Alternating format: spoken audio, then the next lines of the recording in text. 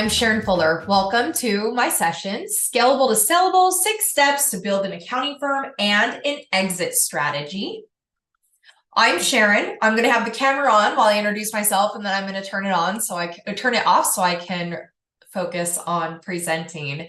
My name is Sharon Fuller, and the reason that you should be here and listening to anything I have to say right now is back in 2006, I was an operations manager for a cold storage facility. And after being there for a couple of years, the owner came up to me and said, I'm 85, I'm retiring, I'm going to sell this business, I'm out of here. And I thought to myself, what am I going to do? And we had tenants at the time. They came up to me, a lot of them came up to me and said, hey, Sharon, I would love to hire you, but I only have 5 hours of work available, maybe.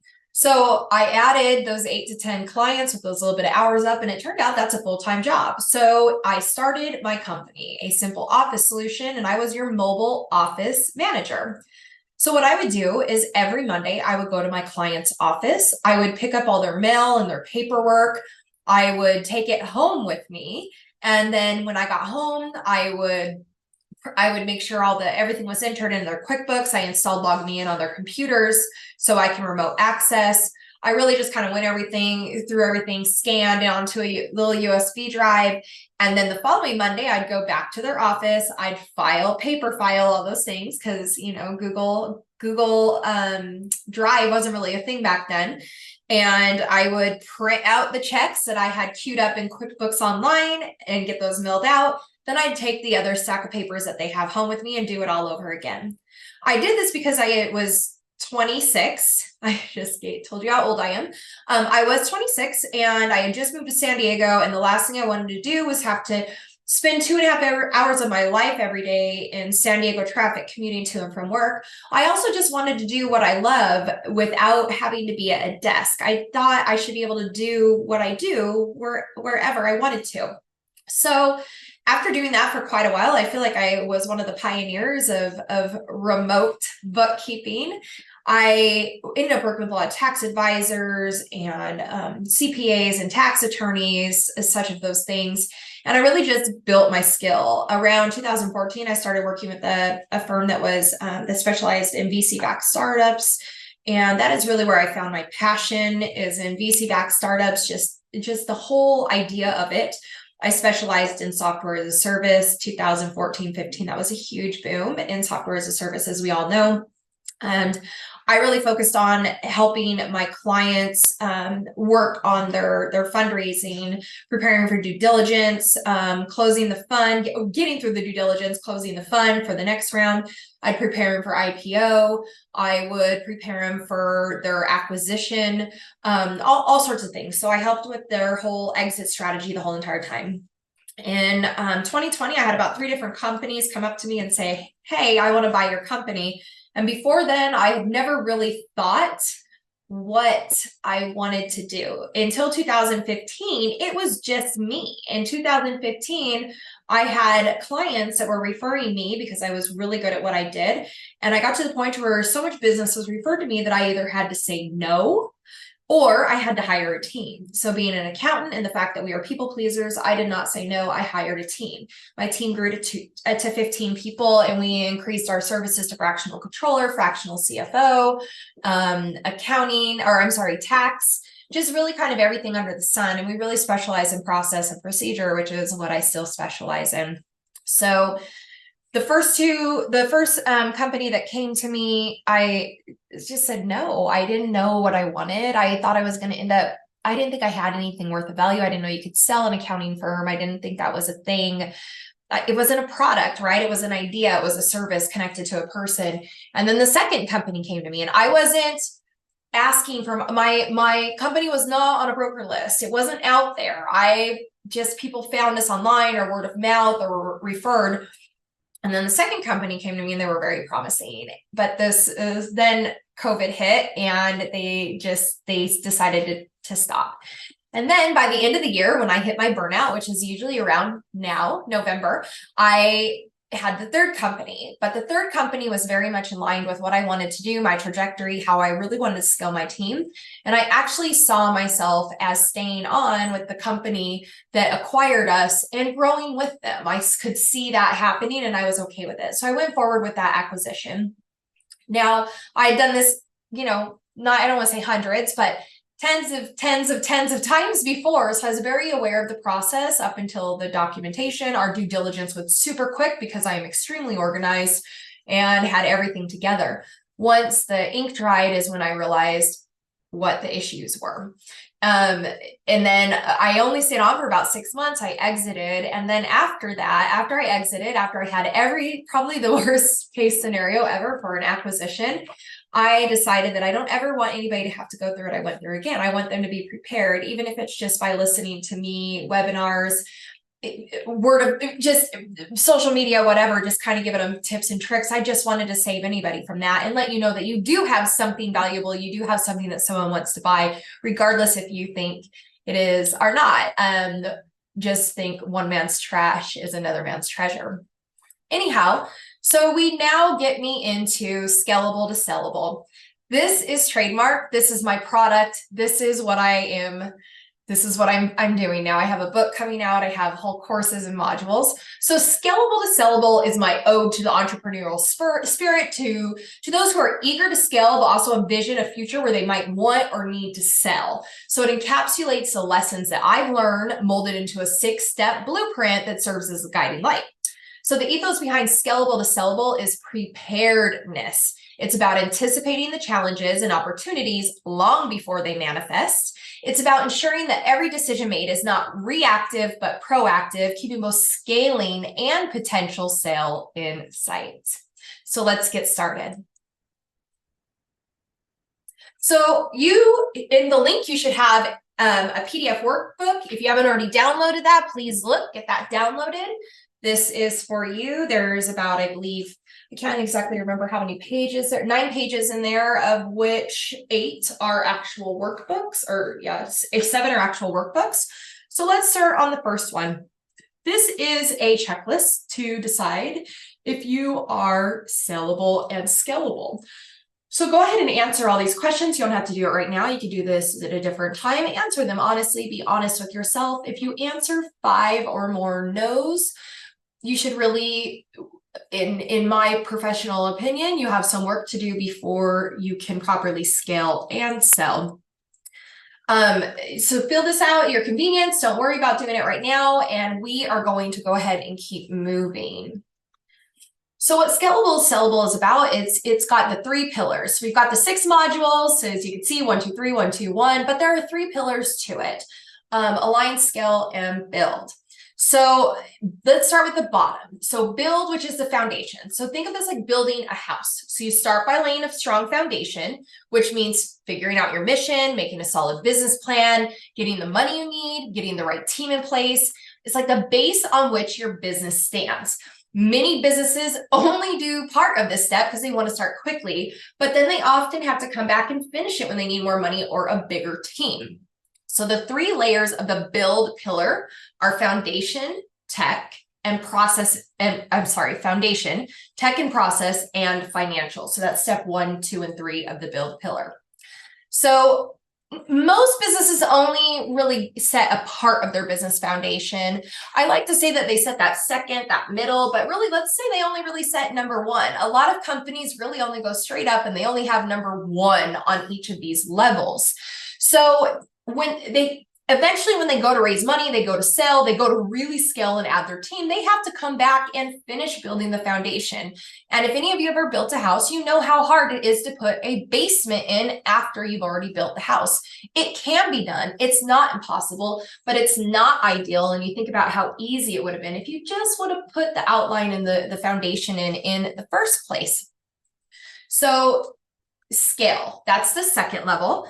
This is after you have a very strong foundation and it's time to grow your business. And it's like a young plant turning into a big tree. You find ways to grow, like finding more customers, making your processes better, and maybe partnering with others. But sometimes businesses get comfortable here and don't move forward. So the 2 layers of the scale pillar are people management and the product client base. People management is going to be growing your team. So we get to the top, that's the line. And this is about keeping everything in sync. Your business should always match your vision and your values. Your team should believe in what you're doing. Your branding should be consistent, and you should change with the market. So alignment keeps your business going in the right direction. And unfortunately, not many businesses get to this step, but it's something every business should aim for regardless. So the only layer in the align pillar in my Sellable to Scalable is our legal and contracts. So let's go ahead and move forward, and let's start with the foundation, the build level. So let's just get right into, let's get into the nitty gritty, the negative, I guess. Why? 4 reasons why companies fail. So you've done all this work, you've set your foundation, or you think you've set your foundation, and now your business is failing. What are the top 4 reasons that they fail? So financing hurdles, right? So according to US Bank, 82% of business failures are due to cash flow problems. This could not be more accurate. This happens even when you're doing good. Your business does not have to be doing badly for you to have cash flow problems. If your business is doing so well and just booming, you need to get ahead of it. You need to bring in more people. You need to bring in more inventory. You need to bring in more before it's sold. You have to get these people trained. You have to get processes in, maybe a new machine, maybe new software. And that's an advancement on product, right? So you're paying ahead of time before you're paid for it. Most of the times, a lot of businesses, especially smaller ones, they're not VC backed. They don't have money in the bank. They don't have a savings. They're lucky if they have a credit card. So getting through the financing hurdles is a hard part. So think about the story of Blockbuster. Blockbuster failed to adapt to their changing consumer preferences and eventually filed for bankruptcy due to mounting debt. So they didn't follow my pillars. They said, nope, we're staying here. We're going to be the last one with videotapes. And where are they now? I laugh at videotapes. I don't know if any of us have them. I barely have DVDs anymore. I have DVDs somewhere with a VCR just in case, right? Just in case. But instead I put all my DVDs onto a USB drive. So if anything goes down, I just throw that USB drive into a TV. Who would have thought way back in the day that that's how we'd be watching movies, right? So financing hurdles can absolutely sink your business. I like to remind people of the Oprah's favorite thing effect.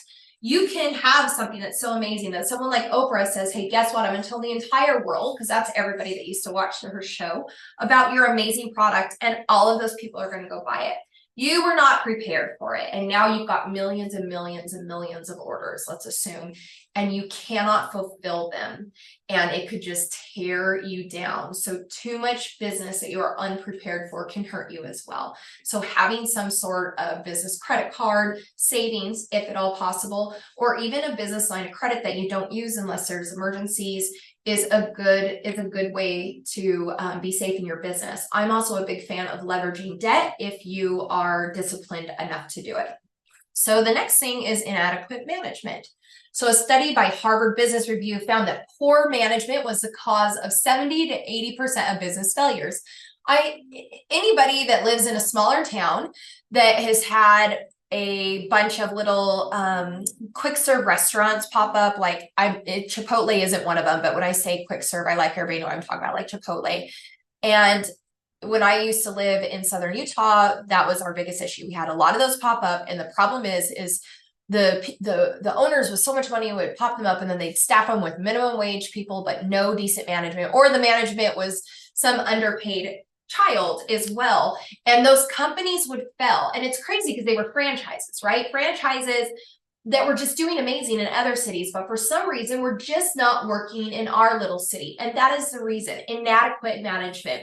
You could be the inadequate management. So that middleman is really kind of makes or breaks a company.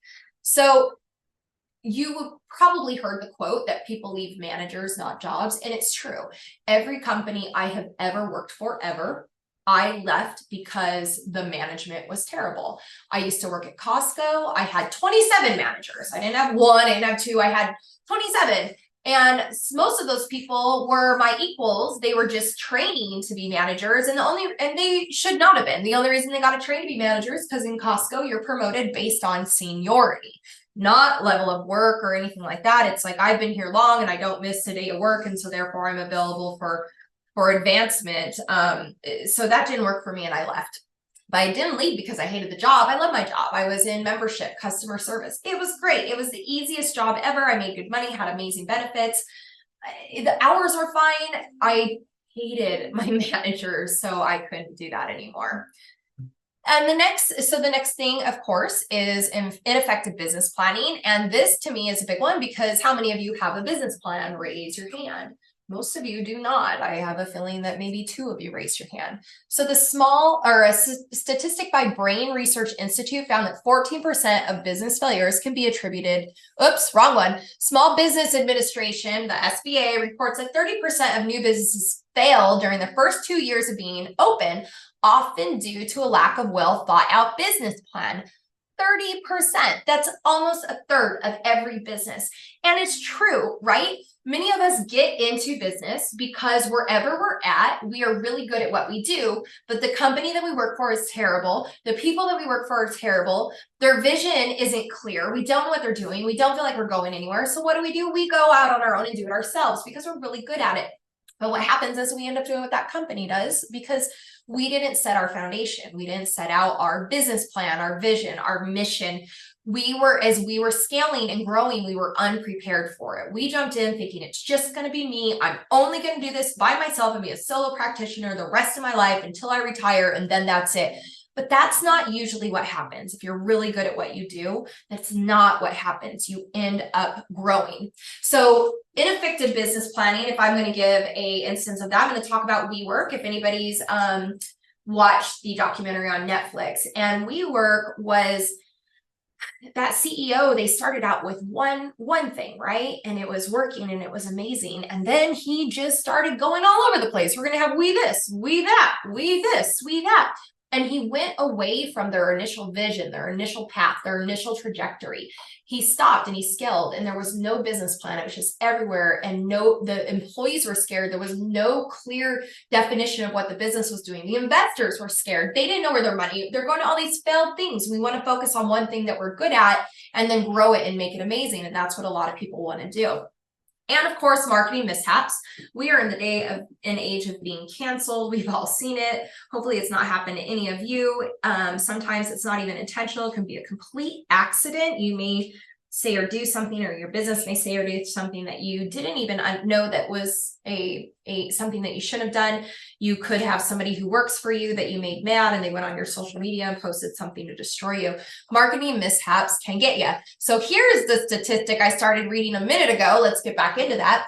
A study by Statistic Brain Research Institute found that 14% of business failures can be attributed to poor marketing. So to me, when I think of marketing, I think anything online. Social media is huge nowadays, so getting canceled will kill you. Not marketing, not getting yourself out there. 14% I think is a real accurate number because my original company, I did zero marketing. My word of mouth and referrals was all of my marketing, and that's all I needed to succeed, and that was great. So it's not always I don't really want to focus on the marketing aspect of growing your business because it's not always a necessity, especially in the professional services industry. If you had a product, that's a different story. If you have a brand like I do, that's a different story. But when you have a professional service, it's a lot of referral and word of mouth. So let's talk about items in your foundation that are important to properly scale and eventually sell.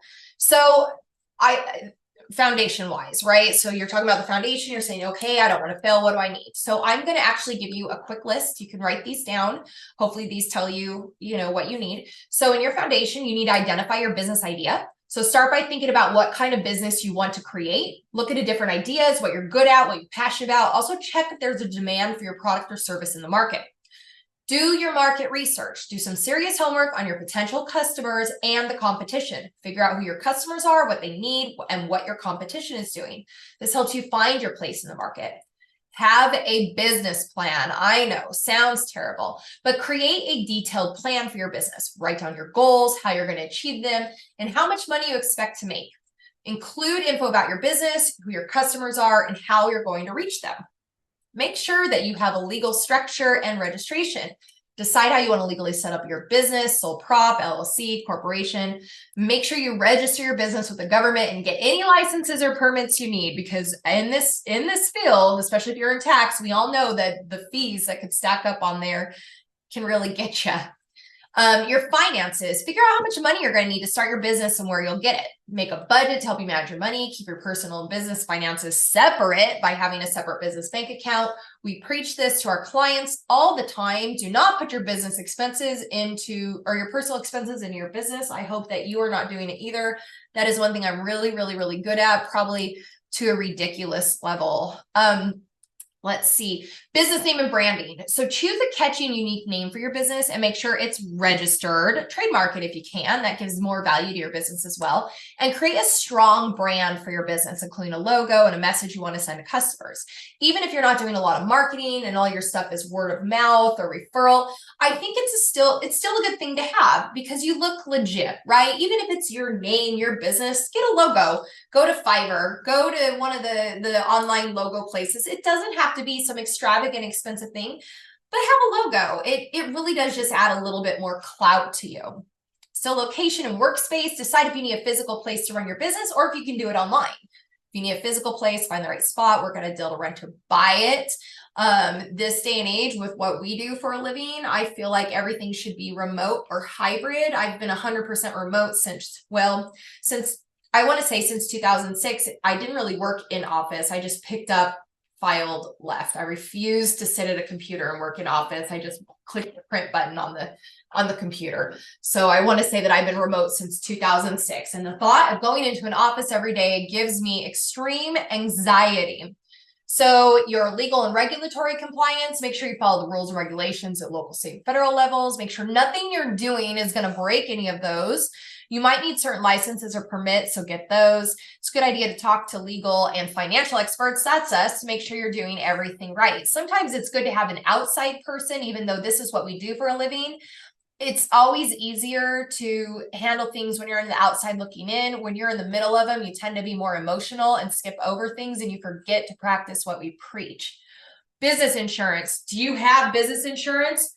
You should have business insurance. You should have 2 or 3 levels of business insurance. You're not paying that much a year, especially if you're a solo practitioner. But you don't need insurance until you need insurance. And then when you need insurance, you're really upset you didn't have it. So protect your business by getting the right insurance. This could include things like your liability insurance, property insurance, workers' comp if you have employees. Some people don't do that. So these are the steps to building a strong foundation of a house, like I said. So you just need a solid base to properly grow your business and eventually sell if that's your goal.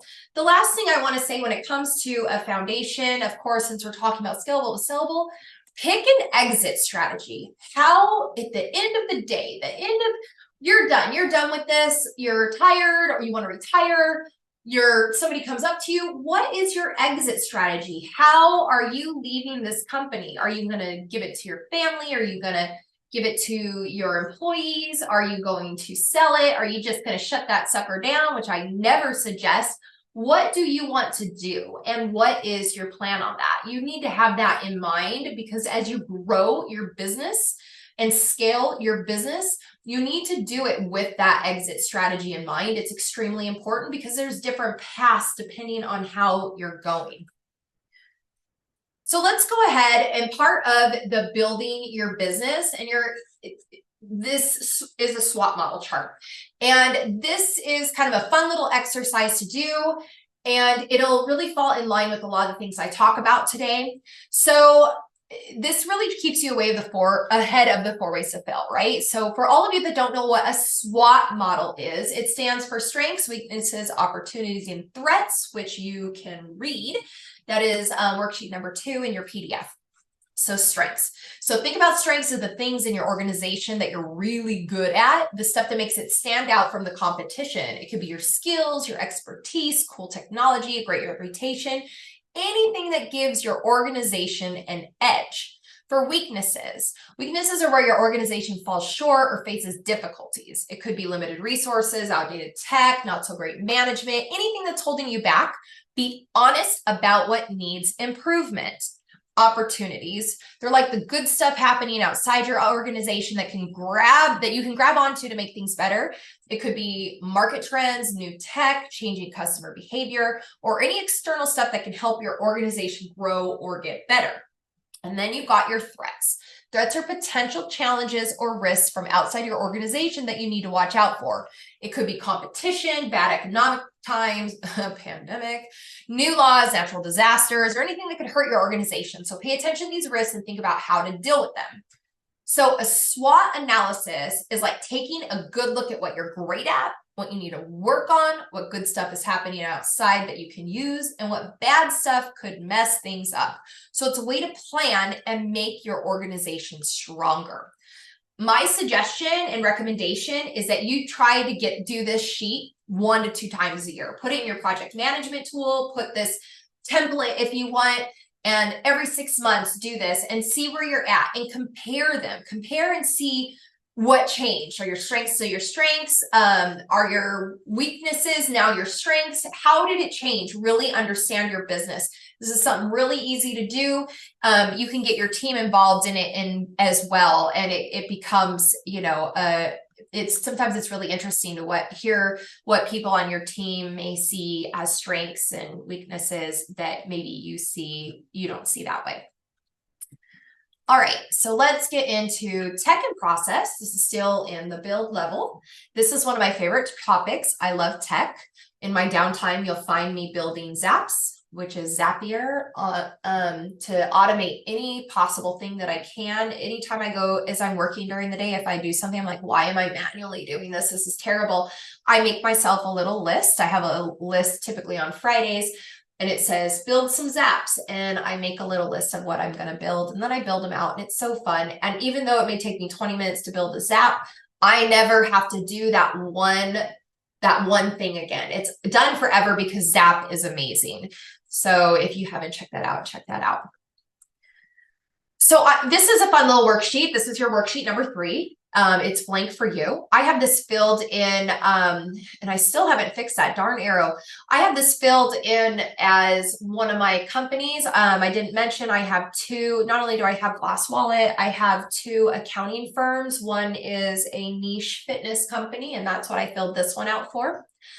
So you really want to make sure your technology speaks. If you don't have technology for each of these things and you're using paper or Excel, unless you're an Excel spreadsheet pro, which there are very, very few people, like there's one guy that walks around all the time with his laptop, and he's like the Excel genius. Some of you may know who he is. That guy, he's exempt from all this because I think his life is planned in Excel, and good for him. I wish I could retain the Excel knowledge he does.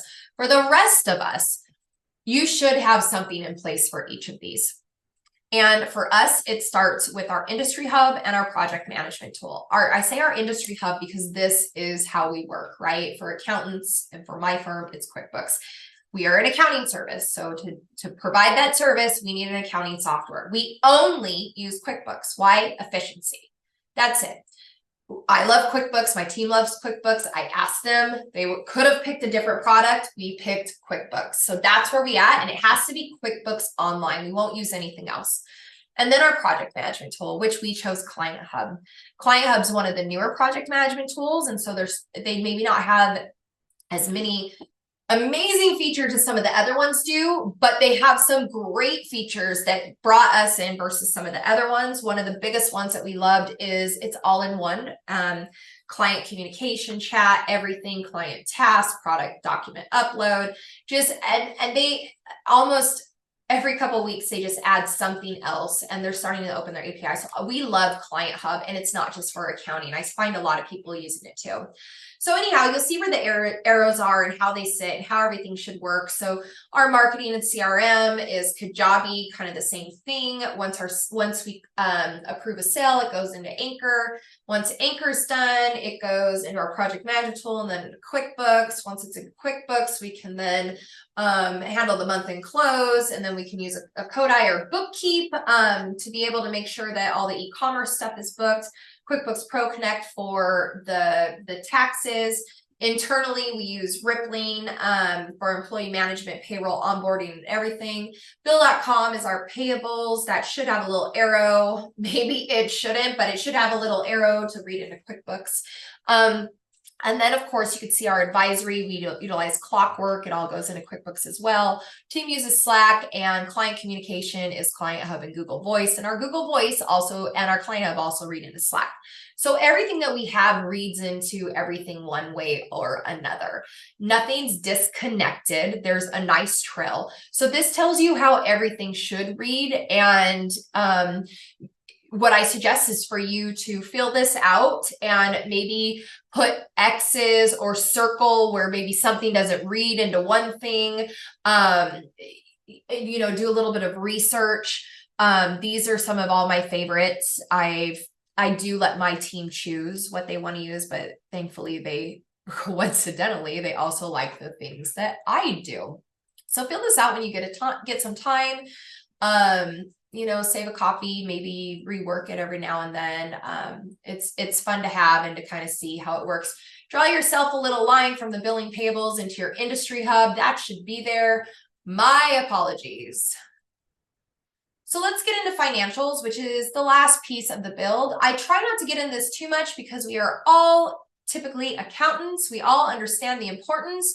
But the one thing that I like to point out is a housekeeper's house is always the messiest. So when it comes to accountants, you may find that your books are not the best. They're behind. Why? Because you can easily go in and fix it at any time. But what if that's time is tomorrow when you need to go grab a loan real quick because, you know, you have this amazing opportunity and you just need $50,000, but you got to go grab a loan. If your financials are not in place, you can't go get that loan. What are you going to do? Stop for 12 hours to fix the last year of financials? I mean, you need to be ahead.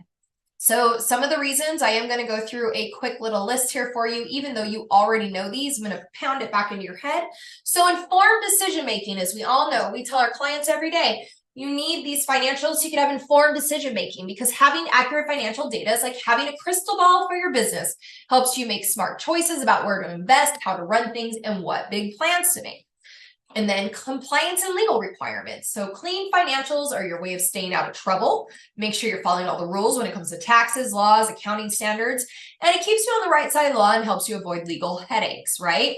Stakeholder confidence. This doesn't happen very often. Maybe it's more of investors or whatever, but if you have clients that are, you know, VC backed, when your financial statements are clear and trustworthy, people who invest in your business lend you money or have a stake in what you're doing, and they feel much more secure and they know they can rely on your numbers. That is why when your clients come to you and say, I'm going to get a loan, and they want a statement from my accountant, because they're going to trust an accountant. They're not going to trust the client who's going to write some things out on lined paper with a pencil, right? Risk management. Accurate financial records act like an early warning system. They help you spot money problems before they become disasters, giving you a chance to fix things before they get out of hand. And then, of course, business valuation and credibility. Clean financials are like a golden ticket. They're crucial when you want to figure out how much your business is worth, and they help you look rock solid in the eyes of partners, customers, and suppliers. So in simple terms, having clean and accurate financial records is like having a trustworthy GPS for your business journey. It helps you make the right turns, avoid traffic jams, and make sure that that others believe in your path. So we're going to keep going here. So when it comes to selling your business, this was supposed to be on my other slide. I was talking, I apologize, but let's get this one. When it comes to selling your business, you must have clean financial records for a few reasons some people don't realize. Like, number one, you can have a reduced valuation. So inaccurate financials lead to a lower sell price as buyers will undervalue your business. It also leads to lost trust and credibility. So inaccurate records erode trust and credibility, making it a challenge to negotiate a successful sell, right? Because they already think you're lying. Extended due diligence. So if they get in and something looks fishy, or it's not done, or it's inaccurate, it's not tying out, they will scrutinize your financials more closely, and they will lead to delays and increased costs, because lawyers charge quite a pretty penny when it comes to selling your company. It also limits your buyer interest. So inaccurate financials, they deter serious buyers, and it reduces your pool of potential purchasers. Also, there's legal and reputation risks. So providing false information, which we don't ever want to do, especially in our profession, we get in more trouble for it, can result in legal issues, post-sale liabilities, and also harm your reputation in the business community. So point being made, I'm sure you guys already know, but I'm going to say it now. Make sure your financials are up to date and in order. So let's go ahead and get to the second pillar, and that's going to be scale, which is people management. So as you scale, you're typically going to need people. I try to tell people to put tech in, or I tell my clients, put tech in place where tech can be. Because if there's tech in place now, it's definitely going to be in place years from now, and people's jobs are going to become obsolete. Back in the day, bookkeepers, and I'm not trying to offend anybody, but there was a heavy amount of companies looking for accounts payable and accounts receivable. You see that less now. Why? Because there are so many different software platforms out there that do this and have such an amazing AI, and they just read it that it can just scan in. All of my clients or my businesses, I have people email straight into bill.com. Bill.com reads it, and I just go in and click approve. It's ready to go. I didn't have to do anything. It did it for me and told me what everything was. So some of our jobs and our pieces in the industry are going to become obsolete. They really are, because of technology. There may be a small percentage that always need it, right? Because there's always going to be that small percentage of people that want to stay on paper, but very small, and they're going to become few and far between. But an interesting statistic here is the median employee tenure in the US is 4.3 years for men and 3.8 years for women. So what this also tells me is that employees don't stick around very long. And think back, if you're a business owner, to when you were an employee. What was the longest you stayed at a job? Me, it was never more than 2 years. I never stayed more than 2 years. I got bored easy. I wasn't getting promoted fast enough. I found something better. I was always looking for, the pot of gold underneath another rainbow. Always. So that 3.8 years, I'm driving down that number for sure.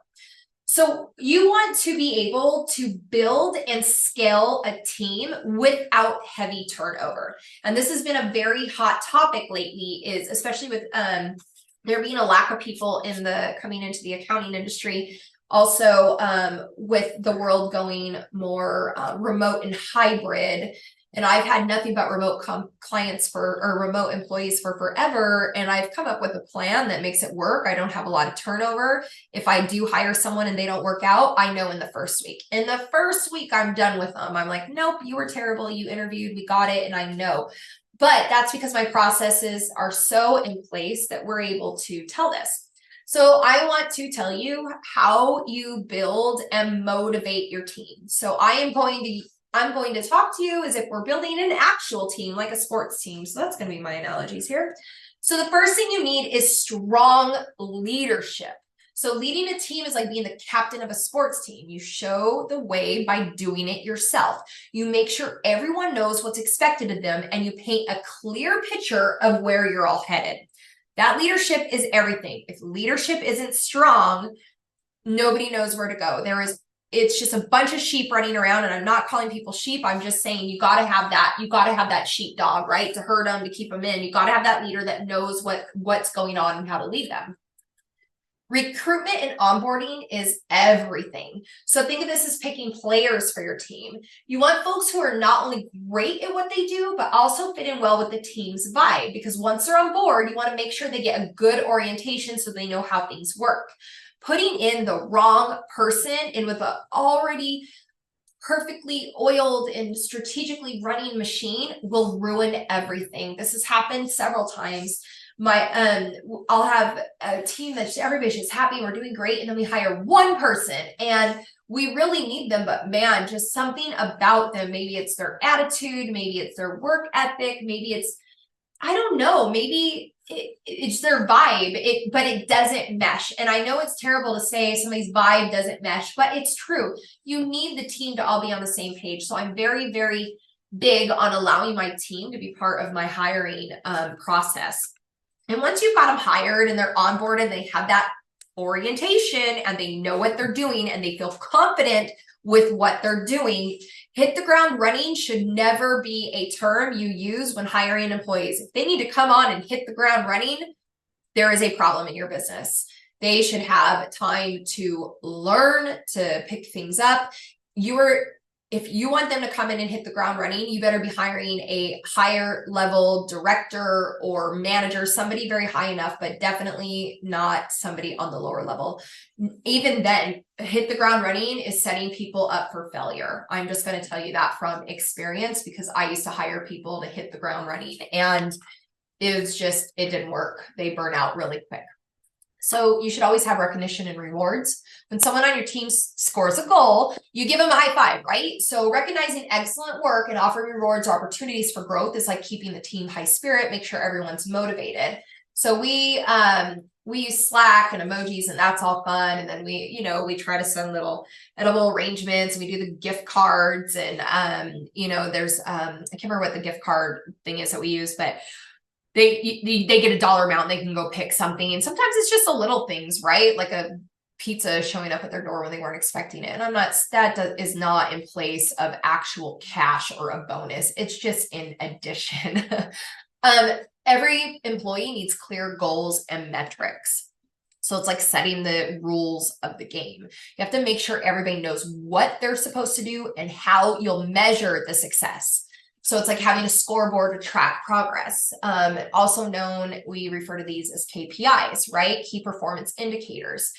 It's hard to tell someone if somebody comes to work every day, busts their butt for 8 hours, but you're not getting what you need from them. How do you tell them and explain to them that you're not getting what you need? You have to be able to write it down and have a measurable way of saying, I need you to get to X. You are only getting to Q, right? And you have to be able to show that to them, and they need to have a clear idea of what the goal is. Without that clear idea, again, setting them up for failure. Autonomy and empowerment. So imagine your team is a bunch of superheroes. Give them the freedom to use their superpowers to get the job done, but also keep the communication lines open. It's like being their mentor, guiding them along the way, right? So whenever I have a talking problem, which is why doing webinars is great for me. I can just talk to myself. But I'm trying to be better. I talk, but I do listen. But most of the time, if there's an issue, I go to my team and I say, what do we want to do? And they tell me. I already know in my head what I want to do. I already know in my head what I'm going to do, but I want to hear it from them. I want to see if they can get to that conclusion. 9 times out of 10, they get there. Sometimes they need a little bit of help talking through it and get to the point, but 9 times out of 10, they get there. When they get there immediately, I am just so proud and happy because it means we're all on the same page. But I'm empowering them to make the decision. A little while ago, we decided our project management tool wasn't working. We loved it, but it wasn't working for what we were doing and the software we were using, and we knew we needed something else. I didn't have the time, so I said, you guys figure it out. I gave them 3 deadlines. I need you to find, by this, in 1 week, in 7 days, I need you to identify 4 project management tools that you're going to demo. And then 2 weeks from that day, I need you to demo all 4 of them. A week from there, I need you guys to make a decision. And 2 weeks from there, I need you to start deploying it. So they had these set goals. And let me tell you what, they hit every goal. Why? Because they knew. I didn't just say, go find a project management tool. I said, here's what I need, when I need it, how I need it. Now go do it. I'm not telling you how to do it. I'm telling you when to do it by and what I want the end result. And they succeeded. And guess what? They respect and they love their project management tool because they chose it. I didn't tell them what to use. It's the one I would have chosen for sure, but I didn't tell them to do that. They chose it on their own because I am very clear with them on what the company's trajectory is, on what our internal tech flow should look like. They know all those things. So I have given them the correct tools to be able to make the right decisions. So in real talk, it's about being a great team leader who sets the tone, picks the right players, cheers for victories, defines the rules, and lets each team member shine in their own way.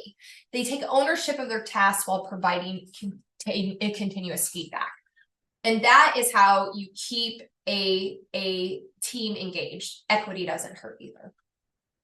All right, so let's get up into the second tier of, or the second tier of the pillar, which is scale.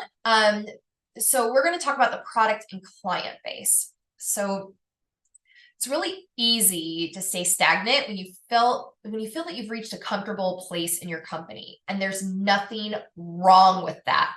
But if you're here right now listening to this, you likely want to grow beyond this point. A lot of companies do not get to the point where they look at their product and their client base again. They stay with the clients that they have and the product that they're selling, and they keep doing it until they're done doing it. And again, there is nothing wrong with that. But let's talk about what there's some reason that companies don't get past this point. One of them happened to be lack of ambition. So some entrepreneurs are perfectly content with a small business that meets their basic financial needs, and they may not have that burning desire to expand or innovate. And then again, that's okay. Maybe you have a niche market focus. So certain businesses intentionally cater to niche markets. These markets have loyal customers, and there may be limited incentive to change or grow dramatically. While this is true, it's really dependent, because I have a niche accounting firm and we have to change and grow all the time, right? Because if we don't, we'll fall behind. Another idea or another reason is stagnation. So economic challenges or operating in declining industries can make growth or product changes difficult due to internal constraints. It could be a personal choice. Business owners may choose to maintain the status quo because they prioritize work-life balance or personal reasons over aggressive growth. To me, that's what happens more than anything. You're burnt out. You worked at one of the big four for too long. Now, honestly, you just want 10 advisory clients, and that's all you want until you die. And again, that is okay. Lack of resources. So you might have insufficient financial resources, skilled personnel, or access to capital can hinder. Not having those things or access to those things can hinder a company's ability to grow or adapt. Market saturation is one too. So in some mature industries, market saturation can make it difficult for new companies to gain a foothold or for existing ones to expand significantly. I don't really feel like that's our industry. I don't. As people are retiring, I feel like there's less and less. I think the one thing that will hurt our industry more than anything are all these online models coming in where they don't have to talk to people. But I don't know. I don't know that I even believe that, because I think everything that we do is really about relationships. And if you could build that, you're going to do just fine. So let me give you reasons to stay ahead of the game and to grow your product, to stay on top of your product and your client base. So competitive pressures. So imagine your business is in a race, but you decide to sit on the sidelines. Meanwhile, your competitors are running, jumping, and getting better. But in dynamic markets, other companies are always coming up with new ideas and better ways of doing things. So if you don't keep up, you could lose customers to these faster and more innovative competitors who offer better products, services, or prices. What about changing customer expectations? So think of your customers as friends. Over time, your friends change and expect different things from you. And the same goes for customers. If your business doesn't change with the times and meet their new needs, they might start going to other businesses that do. And you've got economic shifts. Economic conditions could be like the weather, right? Sometimes it's sunny, sometimes it rains. And when tough times hit, businesses that are ready and can adapt are like well-prepared travelers with umbrellas. They can weather the storm and even find opportunities in the midst of difficulties, but stagnant businesses may struggle more when economic challenges come a knocking. You also have talent attraction and retention. So picture your employees as team players. Again, I like to use that analogy. Just like athletes want to improve and win championships, employees want to grow and develop in their careers. So stagnant businesses that don't offer growth opportunities will find it hard to attract and keep the best players on their team. And I think that's a lot of time why people leave. And then, of course, technological advancements.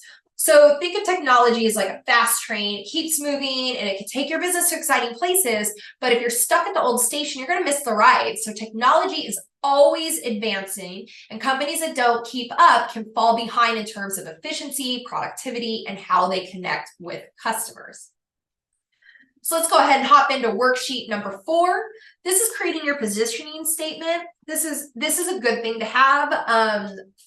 You can do this on your own time, a little bit of thinking into it, get creative with it. So having a positioning statement is like having a North Star for your business. So it's a statement that tells everybody both inside and outside the company what you're all about and why you matter. So in a competitive world, standing out is crucial, and your positioning statements helps you do just that by showcasing what makes you unique and different from the rest. So it's your chance to say, this is why you should choose us. But it's not just about talking the talk. It's also about walking the walk. Your positioning statement should align with your actions and what you deliver to your customers.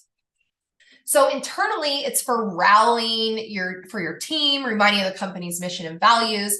It also guides decision-making, ensuring that every move you make is in line with your identity. In a market that's constantly changing, your positioning statement can adapt to new strategies and markets, helping you stay relevant. And trust is a currency of business, and a strong positioning statement builds that trust. It's a promise to your customers. And when you consistently deliver on that promise, you earn their loyalty. So ultimately, your positioning statement isn't just a marketing tool, it's a foundation of your long-term success, guiding you towards growth and strong brand presence in the real world. So here's some more examples. I really love, my favorite is the Amazon example, right? We all think of Amazon right now, and we think of it how Amazon is right now, but nobody remembers back in the day and all the pictures. Well, not nobody. Most people, the first thing they don't think of is Jeff Bezos sitting in that desk in that tiny little room selling books, and behind him he has a banner on the wall written in paint that says Amazon.com.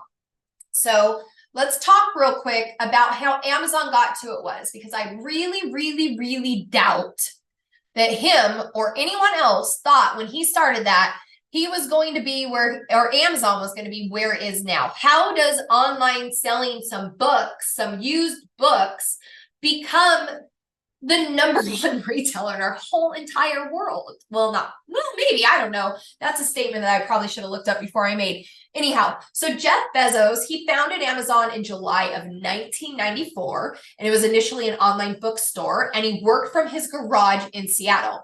He envisioned Amazon as a digital marketplace that could disrupt the traditional retail industry.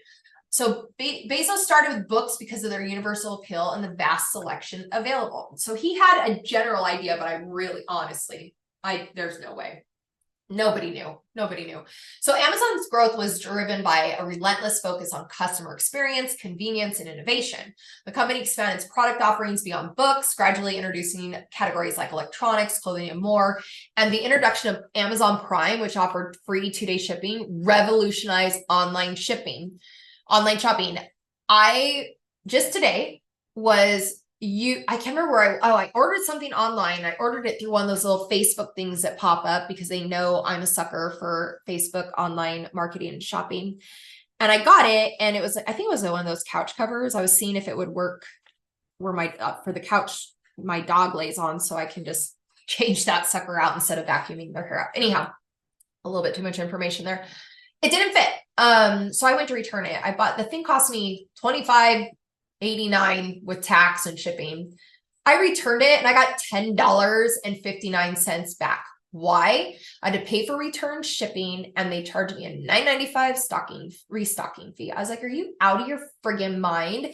And I told them, I even said a thing, this is why I don't buy anything outside of Amazon, because I get it in 2 days, not 10, which for their shipping that they charge me. And if it doesn't work, I send it right back. Now, I looked it up online, and I would have paid $1 more online, but not really, because I wouldn't have paid for shipping. It was like $18.99. So I think it was $19.99 on Amazon versus their $18.99, but I wouldn't have paid shipping. So it actually would have saved me $4 to buy it from Amazon. And then it would have saved me the $15 because it would just save me $15 in whole, because I would have got all my money back instead of just $10. Anyhow, long story. So Bezos invested heavily in technology and infrastructure, and he built a vast network of fulfillment centers and data centers. And this allowed Amazon to fulfill orders quickly and efficiently. The company also ventured into cloud computing with Amazon Web Services, becoming a leader in the cloud industry. That was insane when I started seeing that back in the day, because I worked with a lot of SaaS companies. But their growth wasn't without challenges. In its early years, it faced skepticism from investors, and it struggled with profitability. But Bezos maintained his long-term vision, prioritizing customer satisfaction and market share over short-term profits. Remember, he had that vision and he stayed with it, even though people thought he was crazy. So over the years, Amazon expanded internationally and they acquired Zappos and Whole Foods, or Whole Paycheck as we know it. And it also diversified its business into ventures into streaming services. It's got AI, which is Alexa. I've got Alexa listening to me right now, probably telling Bezos everything I'm saying. And today, Amazon is one of the world's largest e-commerce and technology companies, and it offers a wide range of products and services. You get absolutely everything just about on Amazon. And Jeff Bezos' innovative thinking and customer-centric approach and willingness to take risks played a significant role in Amazon's remarkable journey from a garage-based startup to a global tech giant. So just remember that whenever you're sitting there doing what you're doing, you're great with it. Have a vision, have a goal, know where you want to go and keep working for it. If you don't get there, it's not the end of it, but at least you're on the path and you know what you're doing. So let's get to the very last piece, because I've probably been talking way too long, and that's going to be legal, which is contract and IP. And this is the top tier. This is a line. So due diligence can and will break and exit. This legals and contracts, this align piece is just as important as your foundation. So when it comes to this, I'm talking about your intellectual property and your contracts. If you are working with anybody in your company, anybody at all, any person, any product, anything, you should have a contract or an agreement in place. If you do not, you will come across issues in the long run. You need to protect yourself. I don't care if it's your mom. You have to take care of your IP, right? So who should you have executed agreements for on file? Take note, this is very important. You will not pass due diligence and your company will be completely devalued because of these things. So employees are number one. They're the key players in your company. You need to have employment agreements and contracts for each of them. They should outline their job roles, how much they'll be paid, what benefits they'll receive, rules about confidentiality, and under what circumstances employment can be terminated. They should also have a CIIA. That's oh my goodness, I can't believe confidentiality inventions assignments agreement. That just basically says that they can't steal your IP, and while they're working for you, if they come up with some amazing idea, it belongs to you. Sounds selfish, but watch some movies. You'll see that happen left and right. I just watched the thing about Uber, which I don't ever want to take Uber again. And the one guy that worked for Google went to work for Uber. Google was able to stop them because of the CIIA. So kind of crazy. Independent contractors. This gets overlooked a lot. So when you hire freelancers or independent professionals, it's similar to bringing an expert who works on specific projects. So to ensure clarity and protect both parties, a written contract is essential. It should define the scope of work, payment terms, project deadlines, who owns the intellectual property, confidentiality terms, and any other relevant details. Consultants is kind of like your independent contractors, but a little bit different. That's more like you're seeking advice or specialized service from external consultants, but your consulting agreement is important. It also lays out the scope of services, payment arrangements, deliverables. It'll include provisions related to confidentiality and non-complete. Your partners and co-founders, this is the one I stress even more. Your buddy that you went to high school with, that you started this up. I mean, have any of you watched the Facebook story? I mean, watch any story of any large company, and it's always two buddies that were best friends. One screws over the other. So if you are in business with partners or co-founders, having a partnership agreement or a shareholder agreement is crucial. These agreements specify ownership percentages, decision-making processes, individual roles and responsibilities, and procedures for resolving disputes. And then, so you have that you cannot sell a company if you have a partner or co-founder. It is in place. Your vendors and suppliers, your clients and customers. If you have a service, your agreement should outline the scope of service, the product, the payment terms, warranties, specific terms and conditions. I also like to throw in a non-solicit. My customers are not allowed to try to hire away my team who I trained to go work for them unless they pay me a half of their upcoming year salary. Why? I paid them to learn how I paid to get you in as a client, and then I pay my team member to teach them my process and procedure to make sure that your company is ran like a well-oiled machine. And now you want to take that employee away from me with all the information that I taught them, the documents, the templates, everything to work for you. You're going to pay me for them. I'm sorry. It's just how it's going to go. I can't stop my employee. I can get mad at them. I can try to sue them, but I can go after my client. Not a good look, but having it in there will usually stop it. So NDAs are extremely important. They act as protective shields for confidential information, ensuring that the parties involved can't disclose or misuse the shared data. NDAs should be in just about everything. Non-competes, absolutely have non-competes with I always have those in with my employees. Again, employee ones are hard to enforce, but I have them in there anyways. You might want them to prevent employees or contractors or partners from engaging competitive activities, soliciting your clients, things like that. It's important. Should always have a terms of service and privacy policies, should always have a lease agreement, should always have a loan agreements, licensing agreements, franchising agreements. I won't even get into those, but you absolutely have to have those in place. And let me tell you how I know this, because I lost $2 million because of this. I sold my company for over $2.5 million. I did. It's in the contract. It's in there. That's how much my company was being purchased for. However, it was based upon my clients staying retained, because I was always so client centric that I wrote my agreements to be month to month. If my client wanted to leave, I just need 30 days notice and you can leave. I didn't realize that by writing them in a 12-month agreement, I was able to dissolve that agreement whenever I want. If they want out, sure, you can get out. So when somebody comes to buy my company, if my clients leave the next day, there's nothing they can do. So what do they say? I'm going to pay you X amount down, and then I'm going to pay you over the course of 4 quarters based on if they stay. So what happened is I also had a huge client, and I had them from the very beginning, like 2014 or 13. And when I started with them, it was just me. I didn't think about it. And I never even gave them an agreement. They gave me an independent contractor agreement. And so I forgot about it. I didn't think about it. I wasn't trying to sell my business. So when I went to sell, I had no contract for them. So, and they wouldn't sign one. So they weren't even a part of it. And they decided they didn't want to come over. And on top of that, they decided they were going to hire away my number one controller. By doing that, a lot of my other clients were really pissed because they love this gal. So they're like, well, if she's going to go away, we're going to follow her. Well, son of a gun. So that started that downfall. On top of that, my contracts were not transferable. I had to get written permission from every one of my clients that they would be okay that I transfer their contract to this new company. The amount of begging and pleading and talking I had to do to all my clients was insane. I ended up getting all but I think 6 or 8 moved over, and there were like 70 something. So not bad, but the 6 or 8 that moved over were insane. I won't get into how or why I lost that $2 million because I'm not allowed to.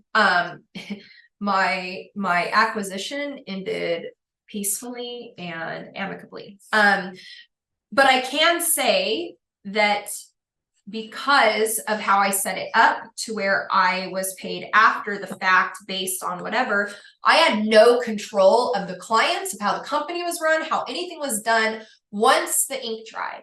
I may have been co-founder and I may have been president, but I was not on the board and I was not CEO. So I got no say in that. And hypothetically, when that happens, the new company can do whatever they want and you have no say. And so all of your clients can go, this is terrible. I'm going somewhere else. I'm done with this. And there's nothing that can be done. You are just screwed. So contracts are key. Experience in this is everything. Like I said, I'm very, very, very passionate about this because I don't want this to happen to anyone else again. I want to fix this. So if you are going to sell your business or you want to purchase a business, you come to me and I will make sure this does not happen to you. I will be on your side. So I want to leave you off with worksheet number 5. This is a SMART worksheet. Some people have a hard time setting goals. You have your SWOT worksheet that we did, and from the SWOT and everything we talked about, I'm hoping that you're able to think of just one goal, one thing about your business that came out of this in your head that you wrote down, maybe off your SWOT sheet, and I want you to make a goal out of it.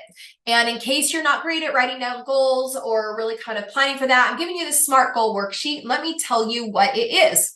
So SMART goal worksheet is a tool used to create well-defined and actionable goals that are specific, measurable, achievable, relevant, and time-bound. So SMART goals are widely used in business and project management and personal development because they provide a clear and structured framework for setting and achieving objectives. So you need to be specific. Your goal should be crystal clear. It's not vague or fuzzy. You should know exactly what you're trying to achieve and why. It should be measurable. You need a way to track your progress. Think about how you'll know when you've reached your goal. Can you put numbers or data to it? It needs to be achievable. Make it be realistic. It's great to aim high, but it should still be doable based on your abilities and what you have available. It should be relevant. Make sure your goal matters. It should fit with what you're trying to do in the bigger picture. Don't waste your time on something that doesn't really matter. And it should be time bound. Give yourself a deadline. When do you want to achieve this goal? Having a time frame helps you stay focused and get it done. So in a nutshell, a SMART goal worksheet is a tool that helps you set clear, doable, and meaningful goals with a deadline. It's like a roadmap to success, making sure you know where you're going and how to get there. So I want to thank you for listening to this. This was a very, very high level of my Scalable to Sellable course. I do have it in 6 modules online to where you can do it yourself or you can do it with me one-on-one. So if you scan, it'll take you right to there. If this was too overwhelming for you, I am absolutely here to help you. I really want to make sure that everybody's business is scalable to sellable. Thank you so much for your time.